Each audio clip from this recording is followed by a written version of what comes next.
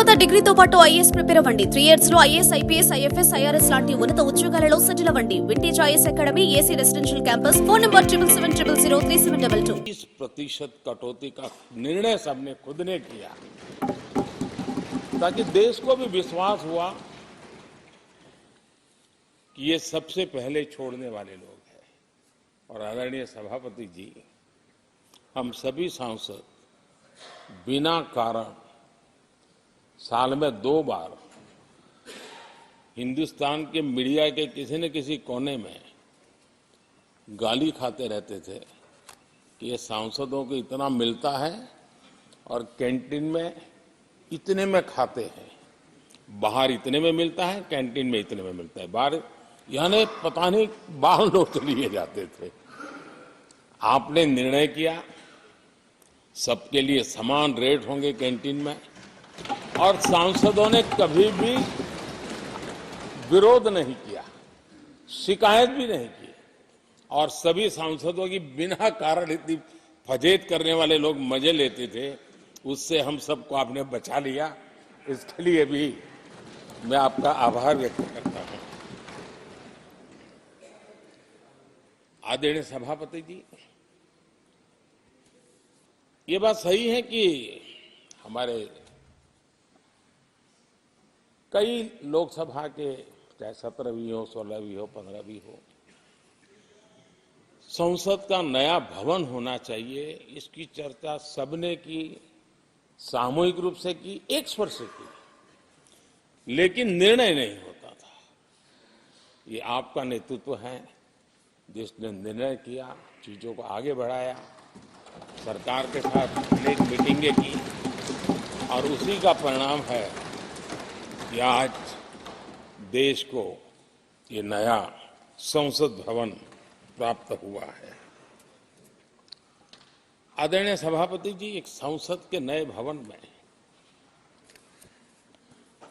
एक विरासत का अंश और जो आजादी की पहली पल थी उसको जीवंत रखने का हमेशा हमेशा हमारे मार्गदर्शक रूप में ये सेंगोल को यहाँ स्थापित करने का काम,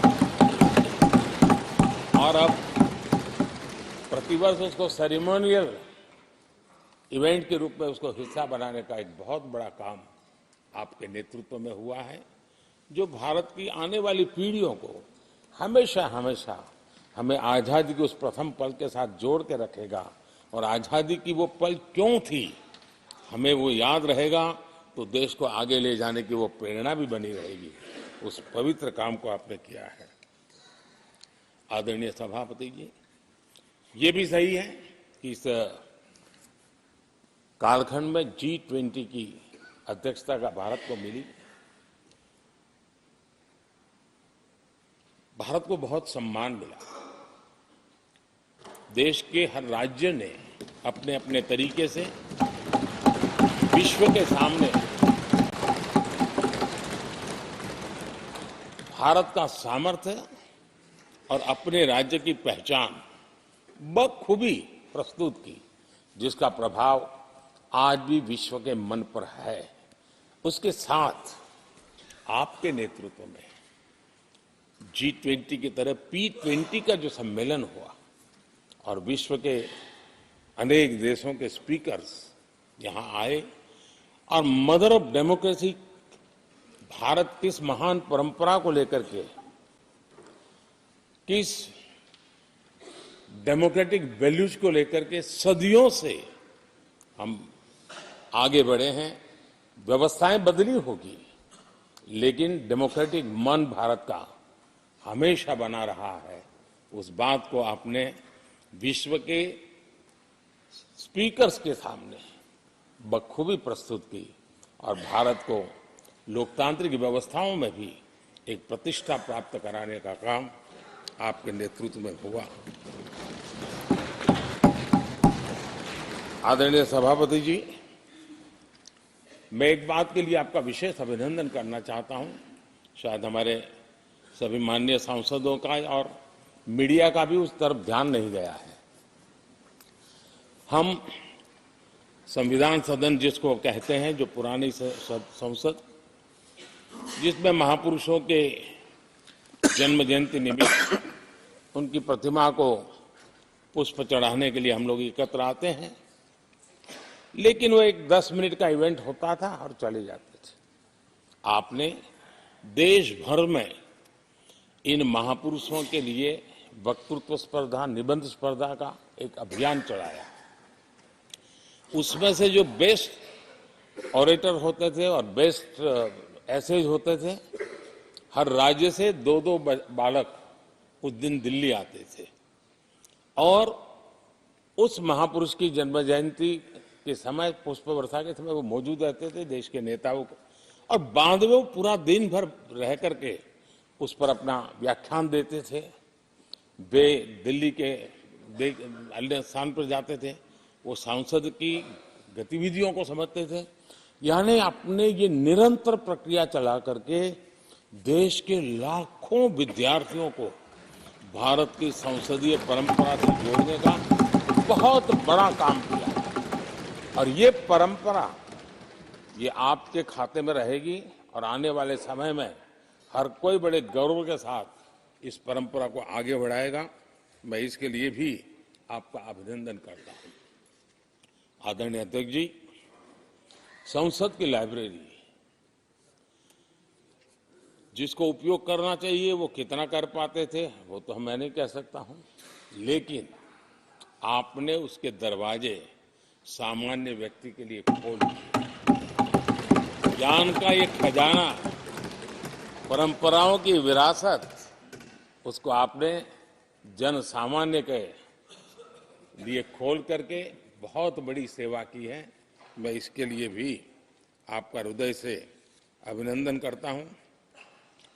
पेपरलेस पार्लियामेंट, डिजिटलाइजेशन, आपने आधुनिक टेक्नोलॉजी हमारी व्यवस्था में कैसे बने। शुरू में कुछ साथियों को दिक्कत रही, लेकिन अब सब इसके आदी हो गए हैं। सब मैं देखता हूं, जब यहाँ बैठे हैं तो कुछ न कुछ करते रहते हैं। तो अपने आप में एक बहुत बड़ा काम आपने किया है। ये एक स्थायी व्यवस्थाएं आपने निर्माण की है। मैं इसके लिए आपका बहुत आभार व्यक्त करता हूं। आदरणीय अध्यक्ष जी, आपकी कुशलता और माननीय सांसदों की जागरूकता, उन सबका संयुक्त प्रयास मैं कह सकता हूं कि जिसके कारण 17वीं लोकसभा की प्रोडक्टिविटी करीब 97% रही है।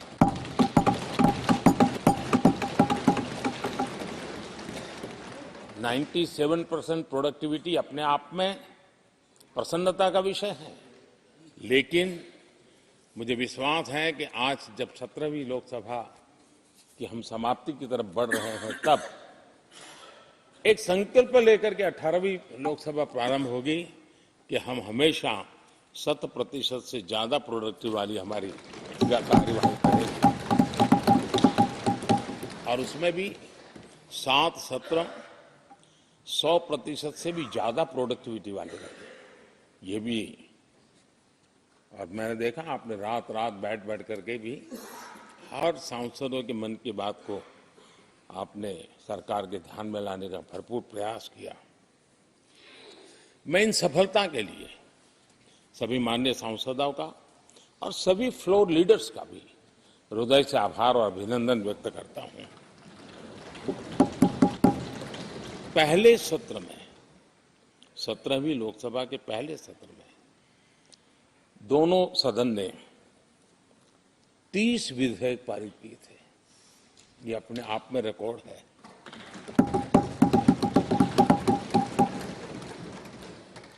और एक नए नए बेंचमार्क 17वीं लोकसभा ने बनाए हैं। आदरणीय अध्यक्ष जी, आजादी के 75 वर्ष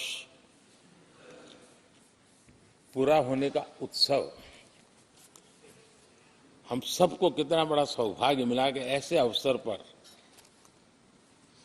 हमारे सदन ने अत्यंत महत्वपूर्ण कामों को नेतृत्व किया। हर स्थान पे हुआ। शायद ही कोई सांसद ऐसा होगा कि जिसने आजादी के 75 वर्ष को लोकोत्सव बनाने में अपने अपने क्षेत्र में भूमिका अदा न की हो। यानी सचमुच में आजादी के 75 वर्ष को देश ने जी भर करके उत्सव से बनाया और उसमें हमारे माननीय सांसदों की और इस सदन की बहुत बड़ी भूमिका रही है। हमारे संविधान लागू होने के 75 वर्ष, ये भी अवसर इसी समय इसी सदन को मिला है, इसी सभी माननीय सांसदों को मिला है और संविधान की जो भी जिम्मेवारियां उसकी शुरुआत यहाँ से होती है और उनके साथ ये जुड़ना ये अपने आप में बहुत बड़ी प्रेरक है। आदरणीय अध्यक्ष जी, इस कार्यकाल में बहुत ही रिफॉर्म्स हुए हैं और गेम चेंजर है। 21वीं सदी के भारत की मजबूत नींव उन सारी बातों में नजर आती है। एक बड़े बदलाव की तरफ तेज गति से देश आगे बढ़ा है और इसमें भी सदन के सभी साथियों ने बहुत ही उत्तम मार्गदर्शन किया है, अपनी हिस्सेदारी जताई है और देश, हम संतोष से कह सकते हैं कि हमारी अनेक पीढ़ियां जिन बातों का इंतजार करती थी, ऐसी बहुत से काम इस 17वीं लोकसभा के माध्यम से पूरे हुए। पीढ़ियों का इंतजार खत्म हुआ। अनेक पीढ़ियों ने एक संविधान इसके लिए सपना देखा था, लेकिन हर पल उस संविधान में एक दरार दिखाई देती थी, एक खाई नजर आती थी, एक रुकावट चुभती थी।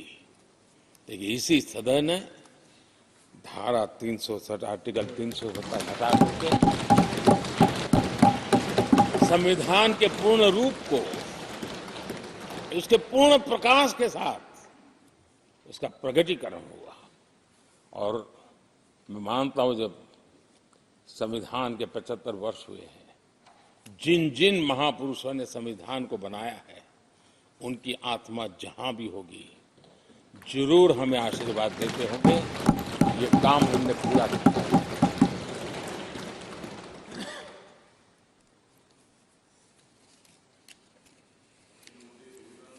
कश्मीर के भी,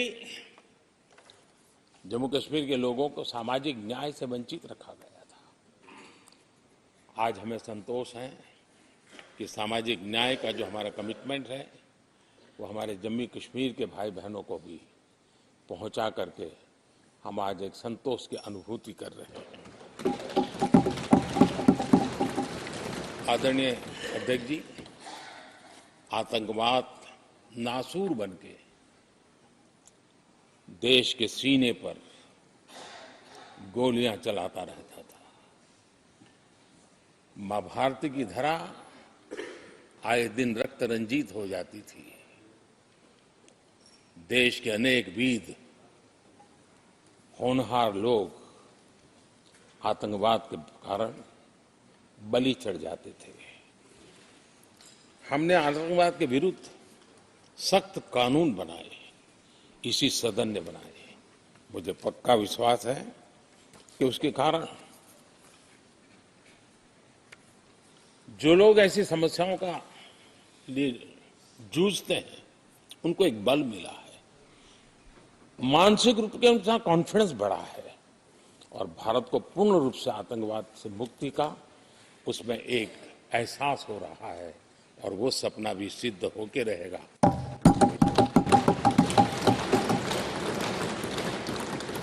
हम 75 साल तक अंग्रेजों की दी हुई दंड संहिता में जीते रहे। हम गर्व से कहेंगे, देश को, नई पीढ़ी को कहेंगे, आप अपने पोते पोती को कह सकेंगे गर्व से कि देश 75 साल भले दंड संहिता में जिया, लेकिन अब आने वाली पीढ़ी न्याय संहिता में जिएगी। और यही सच्चा लोकतंत्र है। आदरणीय अध्यक्ष जी, मैं आपका एक बात के लिए और अभिनंदन करना चाहूंगा कि नया सदन, इसकी भव्यता वगैरह तो है ही, लेकिन उसका प्रारंभ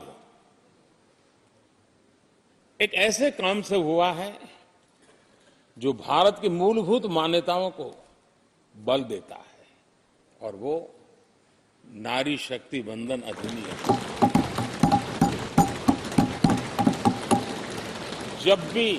जब भी इस नए सदन की चर्चा होगी तो नारी शक्ति वंदन अधिनियम इसका जिक्र हो करके, यानी एक, और भले ही वो छोटा सत्र था लेकिन दूरगामी निर्णय करने वाला सत्र था।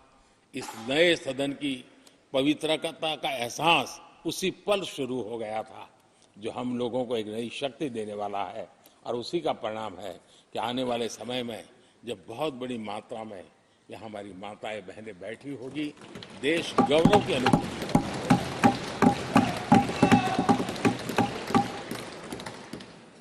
3 तलाक कितने उतार चढ़ाव से हमारी मुस्लिम बहनें इंतजार कर रही थी।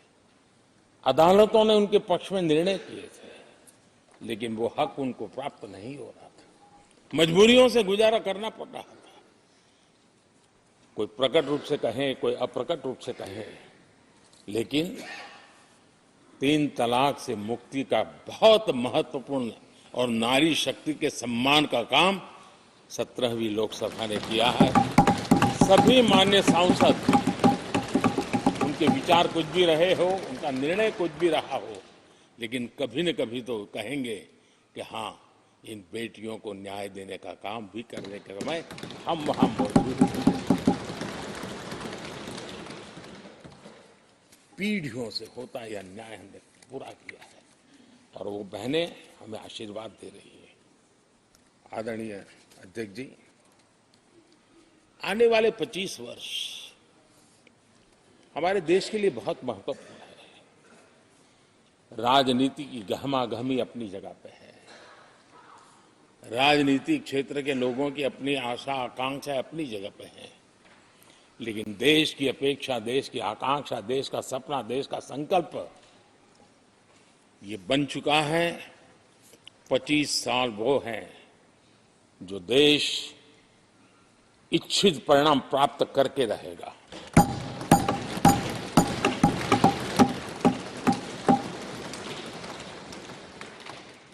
उन्नीस 1930 में जब महात्मा गांधी जी ने दांडी की यात्रा की थी, नमक का सत्याग्रह था, घोषणा होने के पहले लोगों को सामर्थ्य नजर नहीं आया था।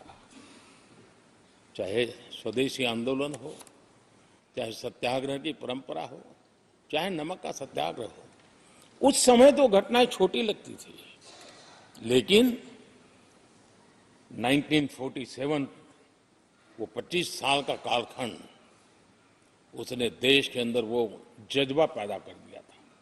हर व्यक्ति के दिल में वो जज्बा पैदा कर दिया था कि अब तो आजाद होकर रहना है। मैं आज देख रहा हूं कि देश में वो जज्बा पैदा हुआ है। हर गली मोहल्ले में हर बच्चे के मुंह से निकला है कि 25 साल में हम विकसित भारत बना के रहेंगे। इसलिए ये 25 साल मेरी देश की युवा शक्ति के अत्यंत महत्वपूर्ण कालखंड है, और हम में से कोई ऐसा नहीं होगा जो नहीं चाहता होगा कि 25 साल में देश विकसित भारत न बने। हर किसी का सपना है। कुछ लोगों ने सपने को संकल्प बना लिया है, कुछ लोग शायद संकल्प बनाते देर हो जाएगी, लेकिन जुड़ना हरेक को होगा। और जो जुड़ भी नहीं पाएंगे और जीवित होंगे तो फल तो जरूर खाएंगे। ये मेरा आदरणीय अध्यक्ष जी, ये 5 वर्ष युवाओं के लिए बहुत ही ऐतिहासिक कानून भी बने हैं। व्यवस्था में पारदर्शिता लाकर युवाओं को नए मौके दिए गए हैं।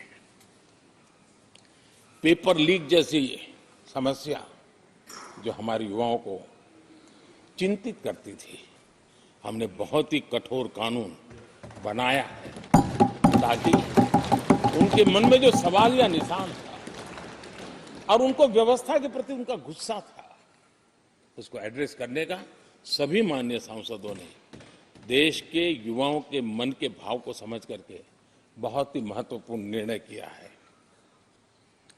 आदरणीय अध्यक्ष जी, ये बात सही है कि कोई भी मानव जात अनुसंधान के बिना आगे नहीं बढ़ सकती है। उसको नित्य परिवर्तन के लिए अनुसंधान अनिवार्य होते हैं और मानव जात का लाखों साल का इतिहास गवाह है कि हर काल में अनुसंधान होते रहे हैं, जीवन बढ़ता चला गया है, जीवन का विस्तार होता गया है।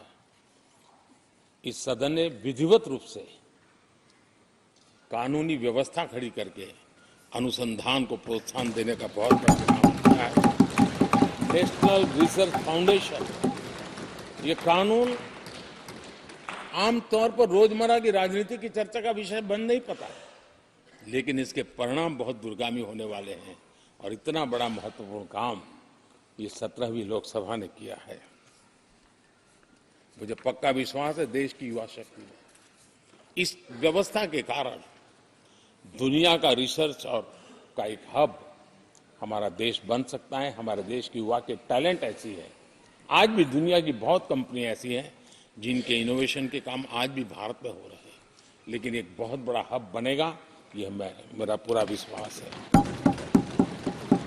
आदरणीय अध्यक्ष जी, 21वीं सदी में हमारी बेसिक नीड्स पूरी तरह बदल रही है। कल तक जिसका कोई मूल्य नहीं था, कोई ध्यान नहीं था, वो आने वाले में बहुत अमूल्य बन चुका है। जैसे डेटा, पूरी दुनिया में चर्चा है डेटा का सामर्थ्य क्या होता है। हमने डेटा प्रोटेक्शन बिल ला करके पूरी भावी पीढ़ी को सुरक्षित कर दिया है। पूरी भावी को एक नया शस्त्र हमने उसके हाथ में दिया है, जिसके आधार पर वो अपने भविष्य को बनाने के लिए इसका सही इस्तेमाल भी करेंगे।